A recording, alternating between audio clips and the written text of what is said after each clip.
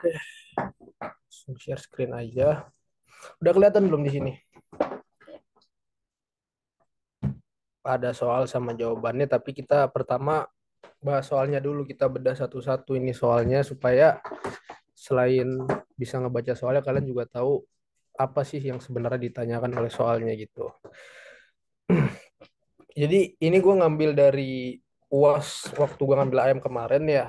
Dan jujur kalau gue mau ngasih overall singkat gitu untuk matkul AM itu sendiri ya.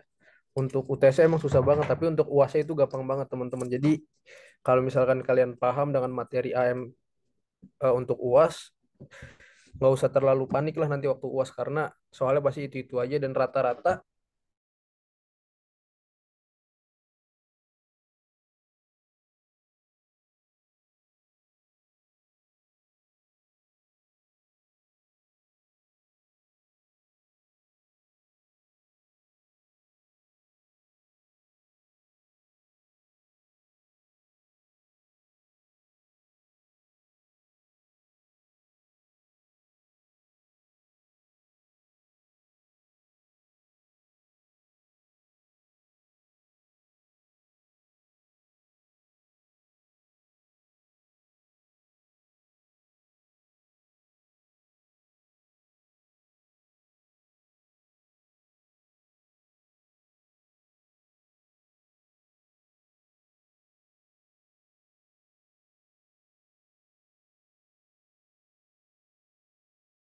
Oke, mungkin kakaknya ada sedikit kendala teknis. Pause dulu ya. kan sampai ini. Jadi di kondisi saat ini Tesla itu dia bisa memproduksi dan menjual 8.600 sepeda yang mana harga satuan per sepedanya itu adalah $420 gitu loh. Nah, di sini ada data-datanya untuk current production cost-nya di mana untuk direct materials-nya itu sendiri di $80, terus direct labor-nya atau gaji karyawannya itu $40, manufacturing overhead-nya itu 40%-nya variabel. Jadi nanti harus hati-hati, berarti sisanya itu fixed cost-nya gitu ya. Dan administrative expense-nya juga 30% variabel, 70%-nya fixed cost. Sales expense-nya itu 60% variabel, berarti 30%-nya itu fixed cost gitu. Nah, tiba-tiba ada satu perusahaan datang meng-approach Tesla untuk ngeborong itu 1.200 electric bike untuk ulang tahun perusahaannya dan harganya itu $200 per sepedanya gitu loh. Habis itu di sini ditanya soalnya misalkan Tesla itu menerima special order dari self rides itu yang mana nanti bakal menambahkan additional direct material cost itu sebesar $5 per sepedanya gitu loh. Nah, kira-kira worth it nggak sih untuk Tesla mengambil special one time special ordernya ini gitu loh. Karena yang bakal ditanya sama soal yang A itu berdasarkan informasi di atas, kira-kira Tesla itu worth it nggak sih untuk menerima gitu loh. Nah, di sini udah gue buat jawabannya, gue udah masukin data-datanya juga. Jadi di sini gue buat gitu loh. Misalkan dia ngebuat sama enggak gitu ya. Jadi kalau ini dia ngebuat, kan kita udah tahu nih ya. Dia mau beli 1.200 sepeda elektrik dengan harga 200 per dolarnya untuk satu sepedanya gitu. Jadi untuk revenue-nya, incremental revenue-nya itu 240, 1.200 dikali 200. Habis itu untuk expenses-nya di sini tinggal dimasukin aja direct materials-nya itu $80, lu tambah lagi karena di sini kan tadi udah di state ya bahwa direct material cost itu bakal nambah $5 per bikes, lu tambah $5 dikali lagi sama jumlah sepeda yang mau mereka beli gitu, dapatlah 102.000. Ini juga sama 40 40 direct labor dikali lagi sama jumlah sepeda yang mau dibeli dan itu sama semua sampai ke sales expense-nya gitu loh, dapatlah total expense-nya adalah $213.000 yang mana di sini dijelasin gitu loh. Di sini bakal ada increase atau decrease in operating income dan ternyata dia bakal increase sebesar $27.000 gitu loh. Jadi berdasarkan informasi finansial yang di atas, konklusinya adalah Tesla harus menerima one time special order dari perusahaan self rides ini karena bakal meningkatkan operating income mereka sebesar $27.000. Itu untuk soal yang pertama. Terus untuk soal yang kedua, faktor apa aja sih yang harus dikonsiderasi dalam menerima one time special order gitu loh. Nah, di sini ada tiga. Di sini gue juga ngambil dari buku akuntansi manajemennya langsung. Yang pertama itu adalah is regular customer happy with this transaction gitu loh. Apakah mereka bakal senang dengan mereka beli sepeda di Tesla ini. Terus yang kedua itu adalah kira-kira gitu loh. kita Tesla ini apakah akan mendapatkan benefit secara berkelanjutan gitu loh. Bila mana kita menerima orderan ini dari Selfridge itu. Dan yang ketiga adalah bagaimana reputasi dari perusahaannya gitu loh. Apakah dengan kita menerima one time special order ini akan merusak reputasi dari perusahaan kita atau malah akan memperbagus reputasi dan juga hubungan kita dengan para stakeholder yang ada gitu teman-teman. Itu untuk yang soal B. Lalu masuk lagi ke soal yang C gitu loh. Di sini dijelasin. Sekarang ini kan dia membeli 8.600 framesnya itu seharga $40 per frames itu dari ini pihak luar lagi dari Polygon. Jadi dia kayak outsourcing untuk ngebeli frame-nya daripada dia nggak buat. Nah, tapi dari pihak ketiganya dari Polygon ini ngasih tahu ke Tesla kalau tahun depan itu harga per frame itu bakal naik sebesar 20%. Nah, selanjutnya manajer dari Tesla ini ngasih saran gitu loh. Coba dong lu pakai workshop yang kita punya gitu loh. Karena di soal ini juga dijelasin bahwa Tesla itu sebenarnya punya workshop tapi dia sewakan gitu ke orang lain sebesar $26.000 per tahunnya pemasukannya gitu loh. Nah, misalkan dia produksi di dalam workshopnya itu sendiri, di sini ada biaya-biaya lagi yang akan keluar gitu loh. Yang pertama direct material saya sebesar $16, direct labor sebesar $12, variable overhead $10 dan fixed overhead itu sebesar $18. Nah, kira-kira worth it nggak sih kita produksi frame-nya itu sendiri ketimbang kita beli sama Polygon gitu loh. Dan harganya Polygon itu kan bakal naik ya sebesar 20% di tahun depan. Nah, tapi di sini di state juga gitu. Mau kita beli atau enggak dari Polygon, $80.000 fixed cost itu bakal tetap ada gitu, bakal tetap keluar fixed cost kita sebesar 80.000. Nah, makanya di sini kita ditanya gitu loh di soal C ini kira-kira lebih worth it kita tetap beli sama Polygon walaupun harganya naik sebesar 20% atau kita produksi sendiri. Jadi kita buat perbandingan harganya gitu.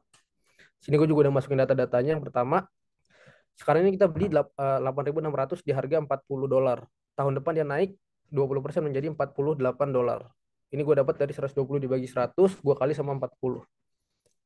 Terus di state juga di soalnya dari penyewaan workshop itu dia dapat $26.000 per tahunnya. Dan juga ada 80.000 fixed cost yang nggak bisa kita hindarin. Mau walaupun kita tetap ngebeli sama Polygon ataupun kita memproduksi frame itu secara sendiri di pabrik kita. Di sini udah ada hitung-hitungannya, udah gue buat juga. Ini kalau kita tetap beli dari luar di tahun depan ya. Jadi 8.600 gue kali sama 48 harga per frame-nya untuk tahun depan yang udah naik sebesar 20%, yaitu kita keluar $412.800. Dan in-house production-nya di sini nggak ada karena kita bener-bener pure beli dari luar, kita outsource. Tapi di sini kita kekurangan additional revenue dari perentalan workshop facility. Nah, bila mana kita ngebuat, kan kita berarti kan kita nggak dapat revenue-nya ya. Jadi kita pure ngebuat jadi in-house production-nya itu baru keluar. Di mana direct materials-nya ini kita kali aja 8.600 kali 16 dan seterusnya sampai dengan fixed overhead. Keluarlah angka di sini total relevant cost-nya kalau kita beli sama Polygon dapatlah $386.800. Dan kalau kita buat sendiri di pabrik yang kita punya itu biaya yang kita keluarkan itu adalah $401.600. Di sini ada perbedaan antara buy dan make yaitu sebesar 14.800 dan differences per unitnya itu adalah $1,72. Itu gue dapetin dari differences buy and make gue bagi sama ini total banyak frames yang dibuat atau kita beli.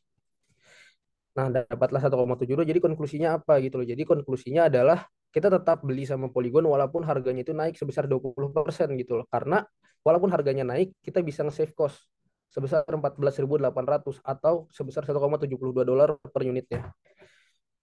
Jauh ini paham ya teman-teman ya. Oke, selanjutnya gue mau masuk ke soal yang D gitu. Apa aja sih what other strategic and qualitative factors should Tesla considers when making a decision about insourcing or outsourcing its production gitu loh. Yang pertama itu kita harus dapat mengkonsiderasi kalau apakah reputasi kita akan tetap bagus gitu kalau kita tetap selalu outsource beli keluar ke Polygon ya. Itu yang pertama. Terus yang kedua adalah apakah kita akan tetap mendapatkan benefit gitu. Contohnya kalau kita tetap beli sama Polygon, apakah kita bisa mendapatkan harga diskon yang besar-besaran karena kita menjadi customer yang spesial, repeat order terus. Dan yang ketiga adalah kualitas antara kita beli sama Polygen sama kita produksi sendiri itu apakah sama gitu loh. Karena kan beda perusahaan itu dia punya perbedaan SOP yang mana dari sisi produksi itu bisa saja berbeda gitu loh. Jadi di sini kita perlu wanti-wanti. Itu untuk faktor-faktor yang bisa dikonsiderasi dalam kita menentukan itu apakah kita harus insourcing atau outsourcing. Itu untuk soal nomor satu, teman-teman. Selanjutnya kita masuk ke dalam soal nomor dua, yaitu pricing decision. Sebentar ya. Nah, di sini di soalnya nanya kayak Gina plans to open a juice bar di tahun 2023 gitu loh. Bla bla bla, terus dia udah mengalokasikan gitu sebesar $1.250 untuk capital expenditure-nya atau untuk modal dia invest untuk membuat juice bar. Dan dia juga mengekspektasikan dapat memproduksi dan menjual sebanyak 240.000 botol gitu loh. Nah, di sini ada beberapa biaya yang mungkin akan timbul bila mana Gina itu jadi untuk membuka juice bar dan memproduksi 240.000 botol. Yang mana ada variable production cost itu adalah $4 per botol, fixed production cost-nya itu $40.000, variable sales cost itu $1 per botol, fixed sales cost-nya itu $60.000, dan fixed admin and operational cost itu sebesar $20.000. Nah, di sini ditanya di soal nomor satu gitu. Asumsikan kalau Gina ngejual harganya itu full cost at full cost plus a markup to generate profits equal to the target return on the capex. Ditanya nih yang I-nya, target operating income-nya berapa sih gitu loh. Kalau Gina itu naruh 80% untuk ROI-nya atau return on investment-nya. Jadi kita masukin aja di sini. Kan teman-teman pasti udah diajarin lah sama dosen-dosen di kelas gitu kayak rumus ROI-nya itu apa, terus bisa kita bolak-balik lah gitu. Jadi di sini gue dapat target operating income-nya itu adalah ROI dikali sama total investment gitu loh. Tadi kan udah dibilang di soalnya total investmentnya atau capex-nya itu adalah sebesar 1,250 ribu dolar, 1 juta, 250.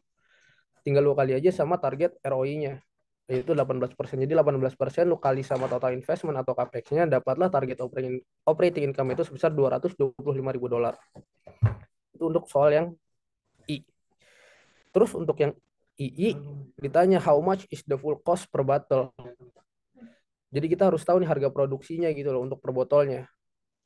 Yang pertama tadi pakai data yang udah ada di atas, expected cost-nya untuk variabelnya itu adalah $4 lu kali sama 240.000 botol di sini. Terus fixed production cost-nya udah dapat 240.000. Variable sales cost-nya lu kali lagi sama jumlah botol yang akan diproduksi dan dijual, dapatlah 240.000. Fixed sales cost dan fixed admin cost-nya kita ikutin aja karena udah fix jadi nggak bisa diganggu gugat. Dapatlah full cost-nya untuk memproduksi sebanyak 240.000 botol itu adalah 1.320.000. Untuk mendapatkan harga per botolnya tinggal kita bagi aja gitu loh. Full cost-nya kita bagi sama expected production and juga sales dari botolnya. Jadi 1.320.000 dibagi sama 240.000 botol. Dapatlah $5,5 per botol. Itu untuk biaya produksi kita satu botolnya.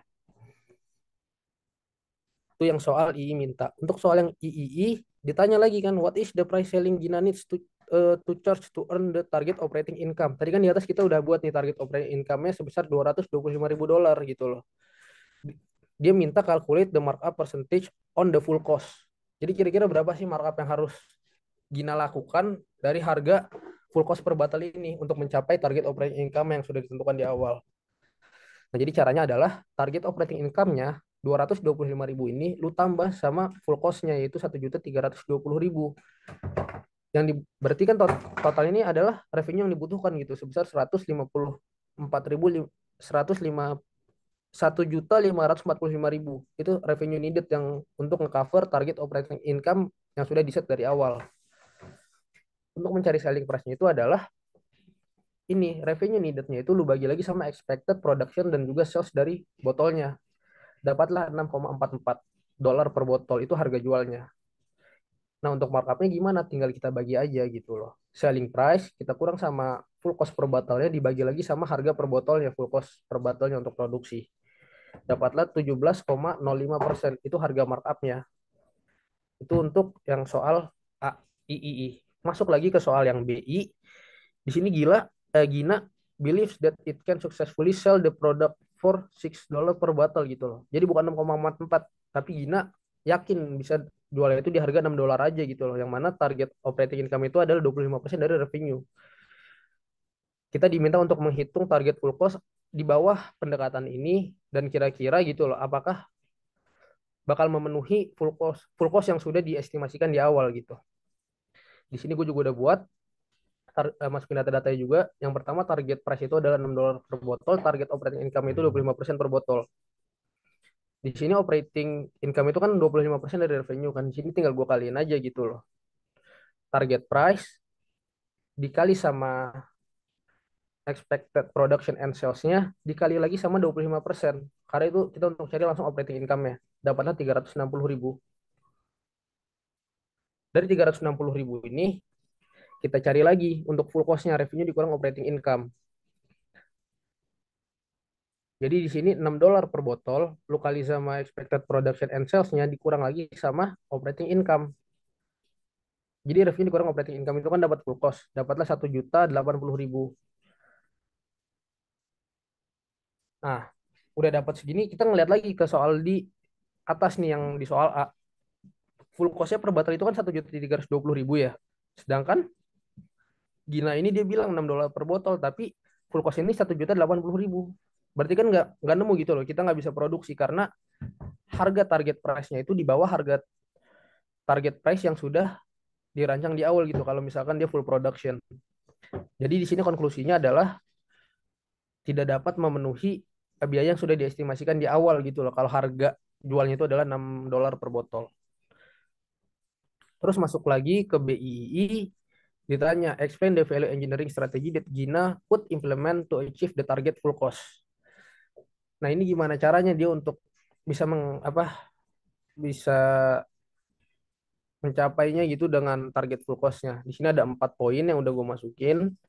Yang pertama adalah Gina itu bisa mengurangi variabel cost-nya. Karena variabel cost itu kan berpengaruh sama jumlah botol ataupun jumlah barang yang diproduksi gitu loh. Jadi selain itu juga kalau variabel cost kita bisa milih juga material yang lebih murah gitu loh. Tanpa juga kita mengorbankan kualitas yang sudah kita buat gitu. Terus yang kedua adalah Gina juga bisa menaikkan harga jualnya dari $6 per botol bisa dinaikkan menjadi 6,44 ataupun lebih supaya bisa mencapai target full cost dia gitu.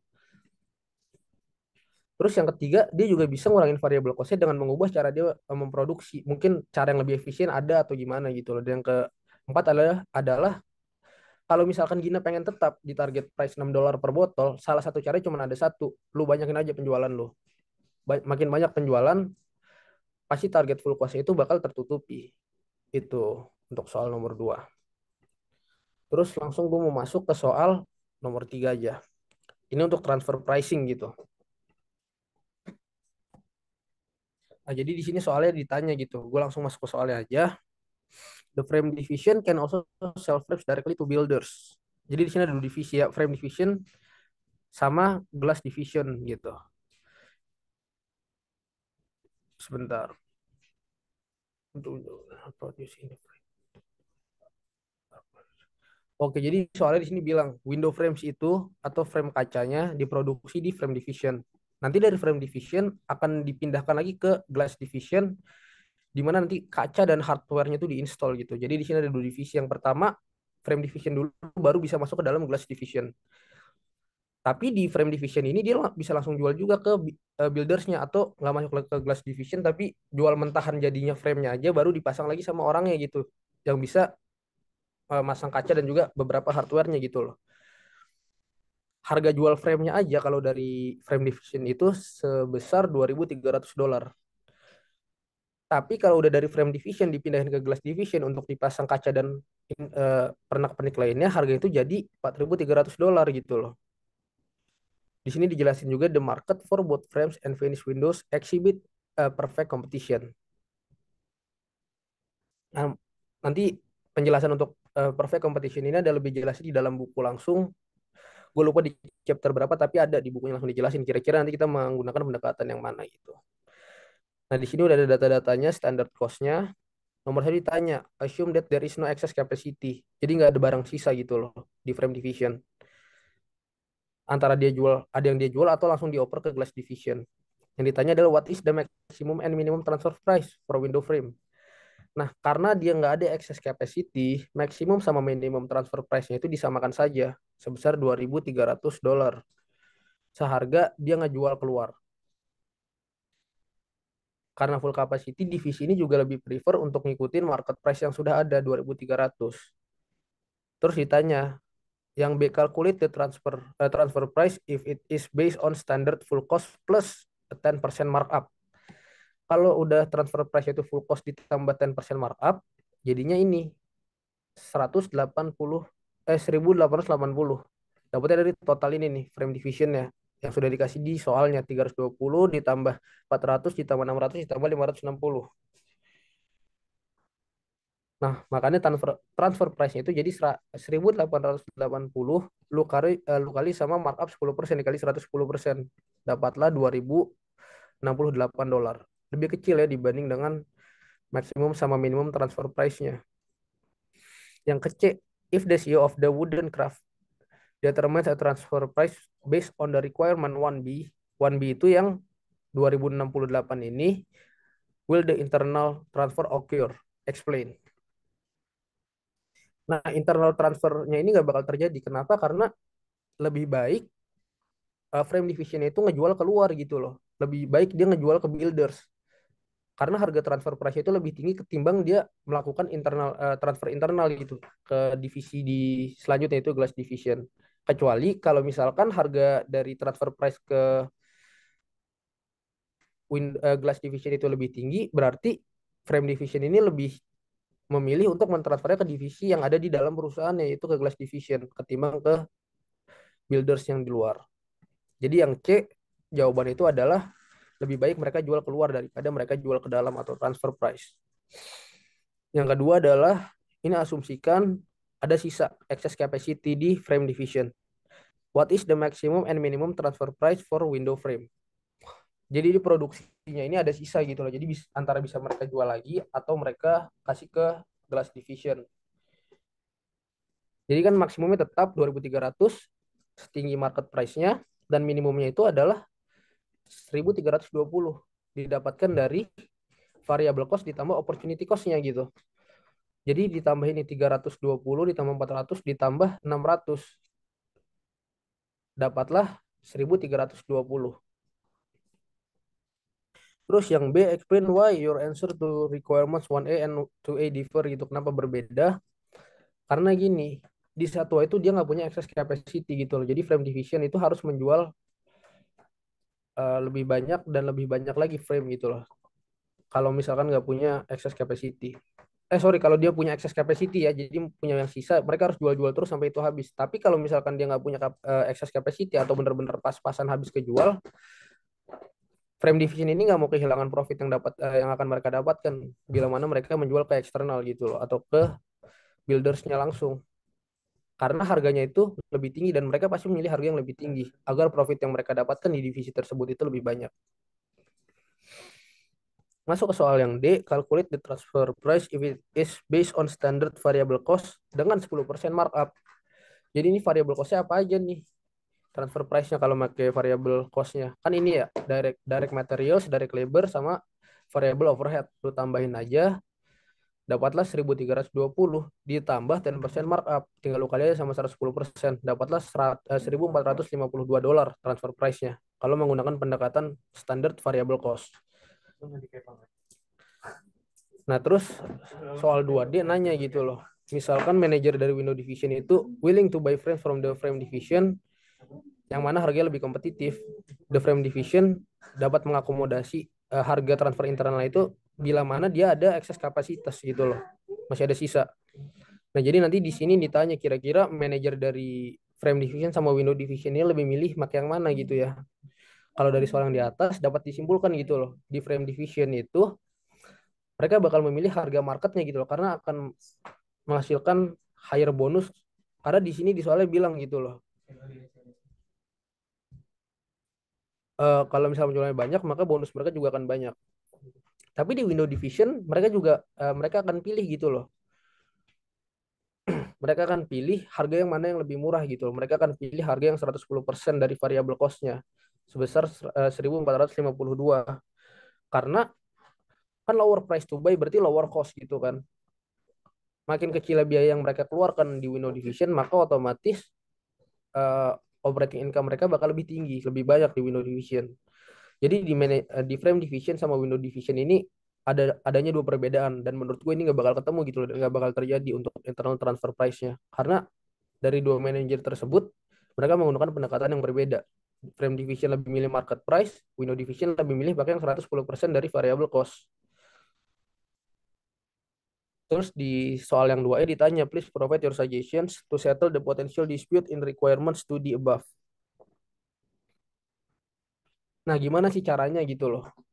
Di sini ada nih, caranya gue ngambil dari buku gitu loh. Calculating transfer prices. Yang pertama kan tadi ada yang market based transfer price yang dipilih sama uh, frame division. Yang cost based transfer price itu dipilih sama window division. Dan yang terakhir di sini ada hybrid transfer price gitu loh. Jadi harganya itu udah melalui negosiasi, yang mana nanti harganya juga akan bisa menyesuaikan, jadi sama-sama dapat untung gitu.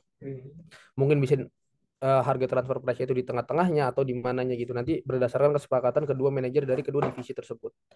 Tapi kalau dari buku di sini juga dijelasin gitu loh, each division can evaluate the transfer price with the methods below. Yang pertama itu melalui market base, cost base, negotiated base, atau dual pricing. Nah, tapi perlu diingat bahwa a negotiated base should be the best way to settle the potential dispute in the requirement study, karena perbedaan pendekatan yang digunakan oleh kedua manajer dari kedua divisi gitu loh.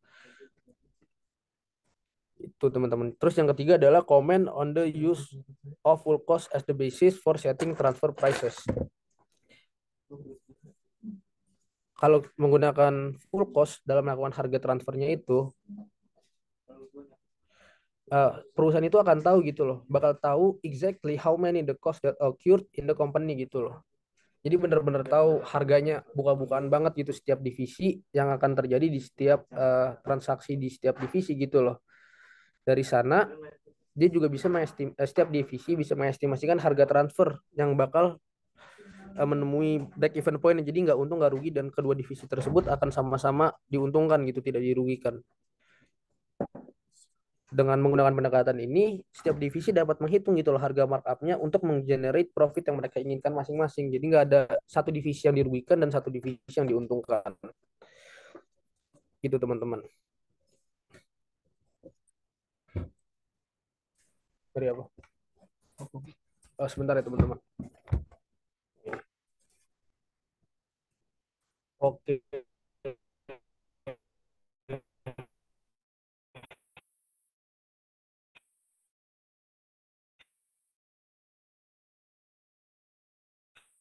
Selanjutnya gue mau masuk nih tentang performance evaluation. Tapi kalau di performance evaluation ini mungkin juga di matematika keuangan itu agak sempat-sempat sedikit disinggung gitu kan. Tapi di sini gue udah ngambil juga esesan dari buku, di mana rumus ROI itu adalah income dibagi sama investment, atau kita lebih luas panjangin lagi tuh jadi income dibagi revenues dikali revenues dibagi oleh investment. Yang mana jadinya income dibagi revenues itu adalah return on sales, dan revenues dibagi investment itu adalah investment turnover. Jadinya ROI juga tetap. Oke. Di sini udah ada data-data nih dari sebuah perusahaan di divisi kecantikannya gitu loh. Salesnya 12 juta, variable cost-nya 6.600.000, contribution marginnya 5,4 juta, fixed cost-nya ada 3,8 juta, operating income itu adalah 1,6 juta, dan investment yang dilakukan divisi ini adalah 5,5 juta. Ditanya compute the beauty division's ROI for 2021. Ini tinggal kita masukin lagi di sini nih rumusnya gitu loh. Income dibagi investment aja. Jadi 1.600.000 lu bagi sama 5.500.000 divisional investmentnya. Dapatlah 29,09%. Itu ROI-nya itu sendiri gitu loh. Atau bisa juga diperbesar gitu loh. Misalkan ini income-nya berapa? 12 juta. Lu bagi sama revenue-nya berapa? Wait. Oh, sorry. 1.600.000 dibagi sama revenue-nya 12 juta dikali revenue-nya 12 juta dibagi sama investment yang 5,5 juta. dapatnya akan sama gitu loh teman-teman. Kalau ini yang rumus panjangnya, yang gue pakai ini, kalau ini rumus pendek ya langsung dimasukin. Terus yang kedua adalah breakdown the ROI into return on sales and investment turnover ratio. Ini gue breakdown dulu, tadi di sini udah gue breakdown, gue ngambil dari buku langsung. Jadi ROI itu adalah rumus dari return on sales dikali investment turnover. Return on sales itu kan income dibagi revenues, investment turnover itu adalah revenues dibagi oleh investment. Nah, di sini dimasukin lagi, udah nih. Terus ditanya yang ada company achieves a long savings of 32,000 per year by using less costly materials. Kalau misalkan dia cost saving $32.000 per tahun, operating income-nya itu bakal naik gitu loh karena lebih hemat biayanya. Return on sales-nya itu juga bakal naik karena revenue-nya otomatis naik dong sama income-nya gitu. Tapi investment turnover ratio-nya bakal tetap gitu karena tidak ada investasi sama sekali. Oke. Yang B di sini masuk as a result of a more intense effort by sales people, sales are increased by 20% operating operating assets remain unchanged gitu. Di sini kita tinggal pakai logika aja gitu loh. Kalau salesnya increase 20%, return on salesnya juga bakal naik.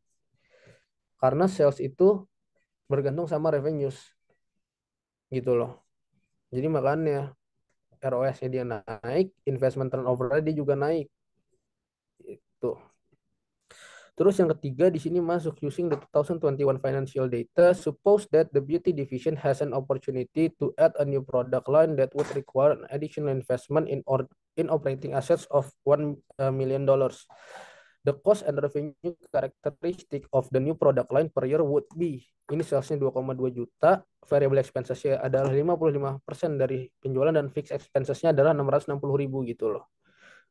Kalau dia nambah produk lain yang mana harus menginvestasikan $1 juta gitu untuk operating assets-nya. Di sini kita ditanya compute the new ROI gitu. Ya udah tinggal kita masukin aja. Sales-nya kan jadi 2,2 juta. Ini di sini dimasukin gitu loh.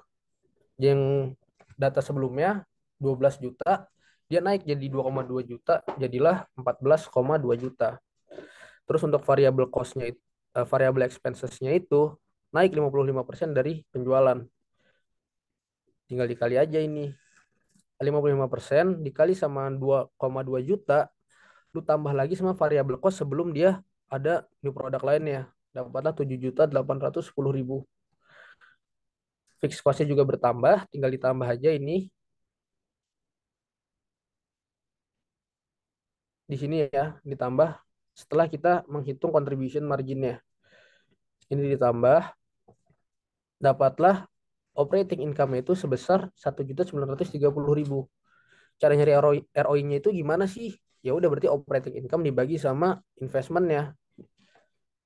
Jadi 1.930.000 lu bagi sama investment di awal sebesar 5.500.000 ditambah investment yang baru atau additional investmentnya untuk menambah new product lainnya sebesar $1 juta. Dapatlah 29,69% untuk return on investment yang barunya. Jadi konklusinya apa kira-kira gitu loh. Kira-kira beauty divisions bakal menerima atau menolak gitu dari adanya new product line. Berdasarkan soal ini dan perhitungan ini, karena ROI-nya itu nambah besar, maka dari itu beauty division itu dia harus menerima produk lainnya itu karena akan memberikan ROI yang lebih tinggi ketimbang dia hanya memproduksi produk lain yang lama. Terus di sini ditanya soal nomor 4. Using the 2021 financial data, suppose that the company minimum required rate of return on operating assets is 12%. Compute the beauty division's residual income for 2021 and also compute the new residual income if the new product line is added. Jadi di sini kita akan membandingkan kira-kira residual income sebelum adanya new product line dan sesudah adanya new product line itu akan nambah atau enggak residual income-nya. Cara nyarinya gimana di sini residual income? Sini udah ada rumusnya juga dari buku. Residual income itu adalah income dikurang required rate of return lu kali sama investmentnya.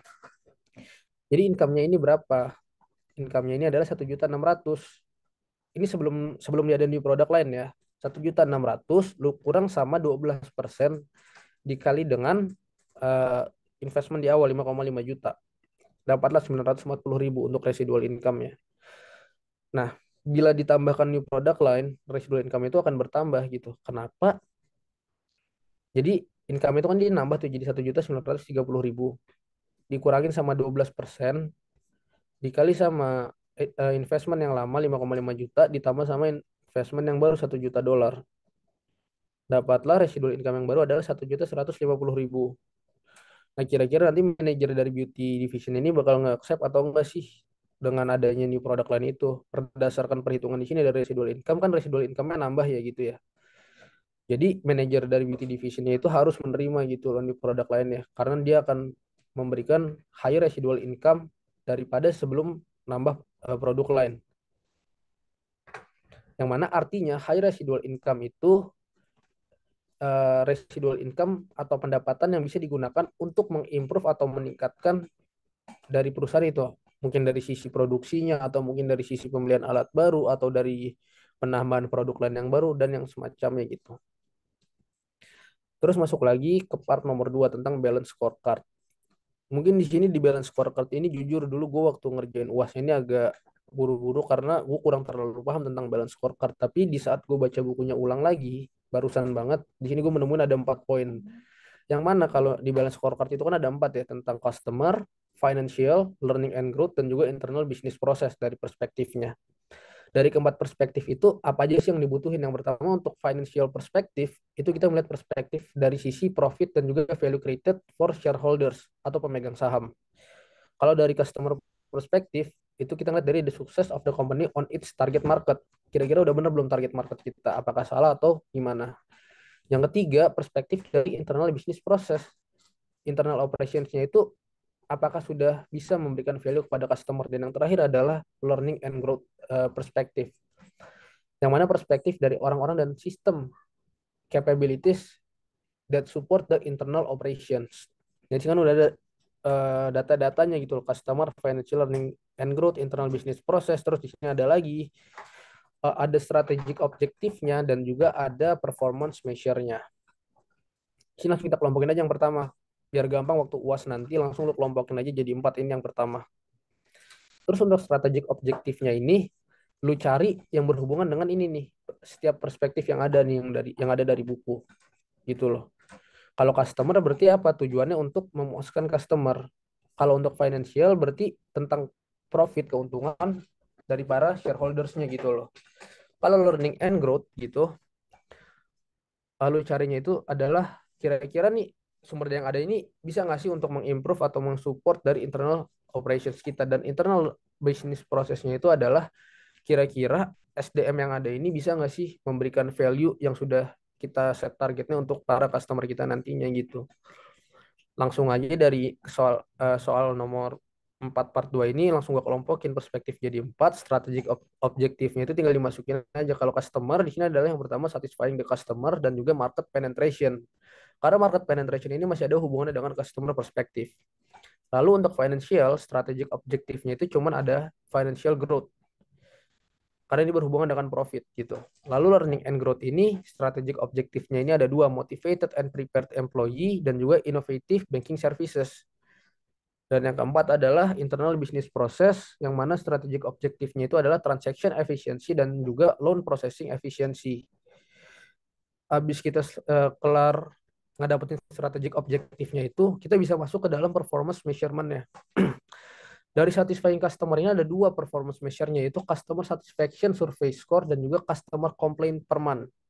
Kira-kira nih gimana sih cara perusahaan itu dapat memuaskan dari para customer-nya? Ini adalah measure-nya. Terus untuk market penetration-nya itu performance measure itu adalah market share in coverage area. Terus masuk ke dalam financial. Untuk financial growth ini ada dua, yaitu profit growth kita dan juga return on asset gitu loh. Karena ini dua hal ini akan sangat berhubungan dengan financial growth gitu. Terus yang ketiga, di learning and growth performance measure-nya untuk motivated and prepared employee itu adalah percentage of employee participated in the training gitu loh. Jadi kita bisa tahu nih kira-kira dengan adanya training ini apakah karyawan atau para employee-nya itu termotivasi dan juga siap-siap untuk siap untuk melaksanakan pekerjaannya gitu. Dan yang terakhir adalah innovative banking services gitu loh. Jadi untuk learning and growth ini juga sangat berpengaruh innovative banking and services yang mana performance measure itu adalah new services introduced by GSBI gitu. GSBI ini mungkin dari bank rekanannya atau apalah gitu. Terus yang keempat dan yang terakhir adalah transaction efficiency. Performance measure gimana cara kita bisa mengukur adanya efisiensi di dalam suatu transaksi, yaitu adalah response time for online transaction. Dan yang terakhir, untuk ukur loan processing efficiency ini, performance measure-nya itu apa gitu loh. Jadi adanya average loan processing time dan juga loan approve per reject ratio. Terus mungkin gue juga pengen nitip pesen nih untuk teman-teman semuanya yang lagi mau belajar UAS AM ya. Mungkin kalau untuk balance scorecards ini, yang penting kalian pahamin dulu aja perspektif dan juga strategic objektif ya. Nanti untuk performance measure ini itu bisa ngikutin aja gitu loh. Dan mungkin soal tahun ini agak sedikit berbeda. Karena kan nggak mungkin nih setiap tahun soalnya disamakan ya. Mungkin beda-beda dikit aja atau beda-beda tipis lah gitu. Tapi kalau logika kalian bisa dan kalian memahami apa itu balance scorecard dari berbagai perspektif, gue yakin sampai performance measure itu kalian bisa juga mengerjakannya. Gitu sih kalau dari gue teman-teman. Kira-kira ada pertanyaan nggak ya dari soal nomor 1 sampai dengan soal nomor 4?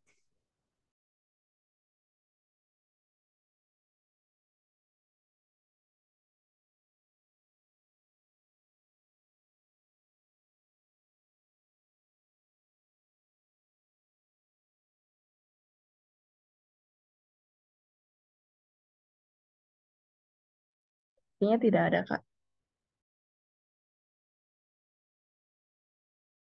Ya Kak, udah cukup jelas sih Kak tadi.